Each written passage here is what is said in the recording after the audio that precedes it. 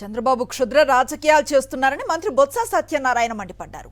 కుట్రలు కుతంత్రాలతో కూటమి నేతలు పేదల ఆకలితో ఆడుకుంటున్నారని అన్నారు.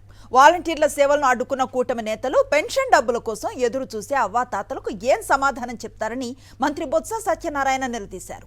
మరోవైపు ఎక్కడి నుంచో లాబీయిస్టును తీసుకొచ్చి ఉత్తరాంధ్రలో నిలబెట్టి ఈ ప్రాంత ప్రజల ఆత్మాభిమానంతో ఆటలాడుకోవద్దని హెచ్చరించారు. మరి వాళ్ళు కడుతున్న వాళ్ళు ఇస్తున్న పెన్షన్ కూడా పంచొద్దని చంద్రబాబు నాయుడు వచ్చి మరి తెలుగుదేశం పార్టీ పిటిషన్ పెట్టి వాళ్ళతో చేయకపోతే ఈ నెల పెన్షన్ ఎవరు ఇస్తారు?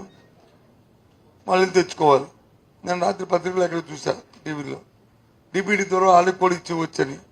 Yes, ఇచ్చేవచ్చు, correct కాదన్ను. కానీ ఇవ్వాలంటే మరి బ్యాంక్ అకౌంట్లు వాళ్ళ తాలూకా ఇన్ఫర్మేషను వాళ్ళకి కావాల్సిన అవసరాన్ని రావాలి కదా.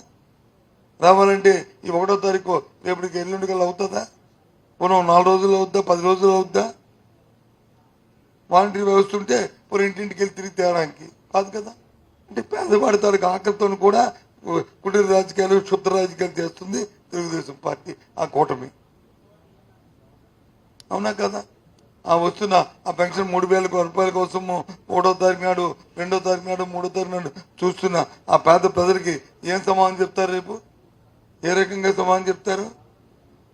ధర్మం ఇది. రాజకీయాలకు హద్దుపద్దు ఉండాలి కదా. ఉత్తరాంధ్ర ప్రజల పట్ల, ప్రజలతో ఆలోచన పట్ల అంత చిన్న చూపు అంటే ఎక్కడో ఉన్నాను తీసుకొచ్చి ఇక్కడ పెట్టి లాబీయిస్టులు పెట్టి వాళ్ళు గెలుద్దాం అనుకునే తాపత్రయం చేస్తున్నారు. అంటే ఎవరి ఆత్మాభిమానంతో మీరు వచ్చి ఆటలాడుతున్నారు ఆలోచన చేయండి.